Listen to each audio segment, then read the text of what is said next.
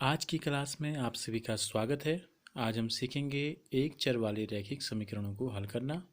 इस वीडियो को अंत तक देखिए और आपको ये वीडियो कैसा लगा कमेंट बॉक्स में ज़रूर बताइए। अगर आपने ये चैनल सब्सक्राइब नहीं किया है तो चैनल को ज़रूर सब्सक्राइब करें। आज हम ऐसे समीकरण जिनके एक पक्ष में रैखिक व्यंजक और दूसरे पक्ष में केवल संख्याएं हों इनको हल करना सीखेंगे। जैसे 2x धन 3 बराबर 5 है। देखिए क्या है, बराबर के इस तरफ ये व्यंजक है, इसमें चर और अचर दोनों संख्याएं हैं और यहाँ केवल जो है संख्याएं हैं। जैसे चर और अचर से आप क्या है पिछली कक्षाओं से में आप परिचित हो चुके हैं। ऐसी राशियाँ जिनका मान बदलते रहता है, वेरिएबल परिवर्तनशील होती हैं, वो कहलाती हैं चर। जैसे x है, y है, z है, ABC, क कुछ भी आप लिख सकते हैं। और अचर संख्याएं ऐसी संख्याएं जिनका मान हमेशा एक जैसा रहता है, परिवर्तनशील नहीं होता है। जैसे गिनती है में है 1 2 3 4 5 6, ये सब अचर संख्या होती है। बीजी व्यंजक क्या होते हैं? बीजी व्यंजक जहाँ चर और अचरों के बीच में जब संबंध दिखाया जाता है तो वो बीजी व्यंजक होते हैं। जैसे 2x धन 3 एक बीजी व्यंजक है, तो बराबर के बाईं तरफ जो है बीजी व्यंजक और दाईं तरफ जो है 5 संख्या दी गई है। तो बराबर के इधर वाले पक्ष को हम बोलते हैं बायां पक्ष और बराबर के दाईं ओर वाले पक्ष को हम बोलते हैं दायां पक्ष। तो क्या होता है, बायां पक्ष और दायां पक्ष दोनों तराजू के दो पलड़ों की तरह होता है। इनका जो मान होता है वो क्या होता है, बिल्कुल बराबर। ये दोनों पलड़े बराबर होते हैं। अब हमको क्या करना होता है, इनको इस तरीके से हल करना होता है कि अगर हम एक पलड़े में, अगर माना हमने 1 किलो का बांट इसमें रखा तो 1 किलो का बांट आपको इसमें भी रखना पड़ेगा। या यहाँ 2 जोड़ेंगे तो यहाँ भी 2 जोड़ेंगे, यहाँ 2 घटाएंगे तो यहाँ भी 2 घटाएंगे, ताकि इसका संतुलन बिगड़े नहीं। बीच में बराबर का मतलब है कि हमेशा बराबर रहना है। तो हम आते हैं आपकी प्रश्नावली में। प्रश्नावली 2.1 का पहला प्रश्न हम आपको बताते हैं कि कैसे इस समीकरण को हल किया जाता है। पहला प्रश्न है x ऋण 2 बराबर 7। x ऋण 2 बराबर 7 को कैसे हल करेंगे? देखिए, समीकरण को हल करने का मतलब ये होता है कि समीकरण में जो चर राशि है, क्या है इस समीकरण में चर क्या है? 2 है, नहीं, चर है x और 7 और 2 क्या है? अचर हैं। तो हमें क्या करना है, x का मान निकालना है।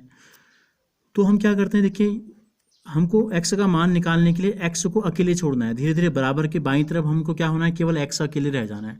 तो हम क्या करते हैं, x अकेले कब रहेगा? जब ऋण 2 के साथ हम धन 2 जोड़ेंगे, और तो ताकि ऋण 2 और धन 2 दोनों जुड़ के 0 हो जाए। तो हम क्या करते हैं, इसके लिए हम करते हैं दोनों पक्षों में 2 जोड़ने पर क्या होता है, देखिए यह है x ऋण 2, बाएं पक्ष में भी हमने क्या किया, 2 जोड़ दिया, और दाएं पक्ष में भी हम 2 जोड़ देंगे। तो ऋण 2 धन 2 0 हो गया।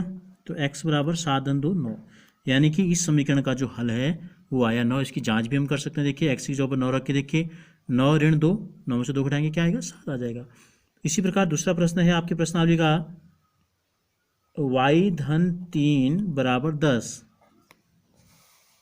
तो देखिए हमको इस समीकरण को हल करने का मतलब है y को अकेले छोड़ना है, y बाईं तरफ केवल y रहना चाहिए।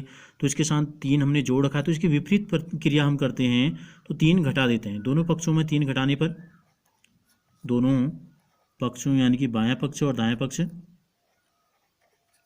से 3 घटाने पर घटा देते हैं हम। देखिए क्या होता है, तो y धन 3 ऋण 3 और 10 ऋण 3 हो गया, 3 से 3 कट गया, तो y बराबर आ गया 7। इसी प्रकार आपका तीसरा प्रश्न है, मिलता जुलता है, इसको आप स्वयं करेंगे, करने की कोशिश करेंगे। चौथा प्रश्न मैं आपको बताता हूँ, 3/7 धन x बराबर 17/7 इस रूप में लिख दिया है। देखो अब हमको समीकरण को हल करने का मतलब है x को अकेले छोड़ना है। x के साथ क्या है, 3/7, और इसके आगे जो चिन्ह होता है वो धन चिन्ह है। तो हम क्या करेंगे, हम करेंगे दोनों पक्षों में, ये धन में है तो ऋण में घटा देना है, मैं ऋण 3/7 घटाने पर दोनों पक्ष क्या है, पहला यह था 3/7 धन x ऋण 3/7 हो गया, और यहाँ हो गया 17/7 ऋण 3/7। घटा दिया हमने दोनों तरफ, बाईं तरफ भी दाईं तरफ भी। 3/7 से 3/7 कट गया, तो x बराबर कितना हो गया, दोनों के हर समान है तो अंश सीधे घट जाएंगे। 17 में से 3 जाएगा, 14/7, 7 का भाग 14 में गया, कितनी बार, 2 बार। तो इस समीकरण का हल आ गया 2। इस समीकरण का हल कितना आ गया, 2। देखिए पांचवा प्रश्न अब है 6x बराबर 12। 6x का मतलब होता है 6 और x के बीच में गुणा का चिन्ह है। अब हम क्या करते हैं, हमको 6 को यहाँ से अलग करना है, या ये कहें कि हमने x को अकेले छोड़ना है। तो 6 में जब 6x में जब 6 का भाग देंगे तो 6 से 6 कट जाएगा, यानी कि हम क्या करते हैं, दोनों पक्षों में 6 का भाग देते हैं। 6 से भाग देने पर 6 गुणा x भागा 6 बराबर 12 आ गया, बट्टे 6 यहाँ भी कर देना हमको। तो 6 एकम 6 या 6 से 6 कट गया, तो x बराबर क्या बचा, 12 बट्टे 6, 6 दूनी 12, यानी कि इस समीकरण का x हल जो आ गया, x बराबर 2 आ गया। छठा प्रश्न है इस प्रश्नावली का, t भागा 5 बराबर 10। अब यहाँ t के साथ क्या है, 5 को से भाग दे रखा है, तो हम क्या करेंगे, इसका उल्टा होता है, भाग का बिल्कुल उल्टा हमको करना है, तो 5 से हम गुणा कर देंगे। हम करेंगे दोनों पक्षों को 5 से गुणा करने पर t भागा 5 गुणा 5 बराबर 10। 5 से 5 कट गया, तो t का मान जो आ गया 10 गुणा 5, यानी यहाँ भी 5 हमने लिखना था, तो t का जो मान आ गया वो आ गया 10 पंजे 50 आ गया। अब हम इस प्रश्नावली का लेते हैं आपका 10वां प्रश्न। बाकी प्रश्न सब इसी प्रकार के हैं, आप करने का प्रयास करेंगे।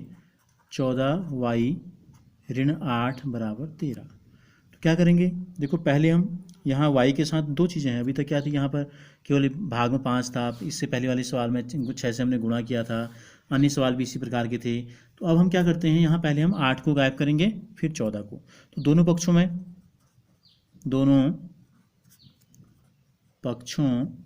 में हम 8 जोड़ देते हैं। 8 जोड़ने पर 14y ऋण 8 धन 8 हो गया। यहाँ भी हम 8 जोड़ देंगे, ये 8 से 8 कट गया, तो हमारे पास आ गया 14y बराबर 21। अब 14 और y के बीच में अभी मैंने बताया था 6 और x के बीच में गुणा का चिन्ह होता है, तो यहाँ क्या करेंगे, 14 को हटाने के लिए हम दोनों पक्षों में 14 से भाग दे देते हैं। दोनों पक्षों में 14 से भाग देने पर ये हो गया 14y भागा 14, ये हो गया 21 बट्टे 14। 14 से 14 कट गया, अब इसमें किसी का भाग आता है, दोनों में 7 का जाता है, 7 के 21, 7 दूनी 14, तो y का जो मान आ गया हमारे पास आ गया 3/2। तो इसी प्रकार से आप इन अन्य सवालों को करने का प्रयास करेंगे। धन्यवाद।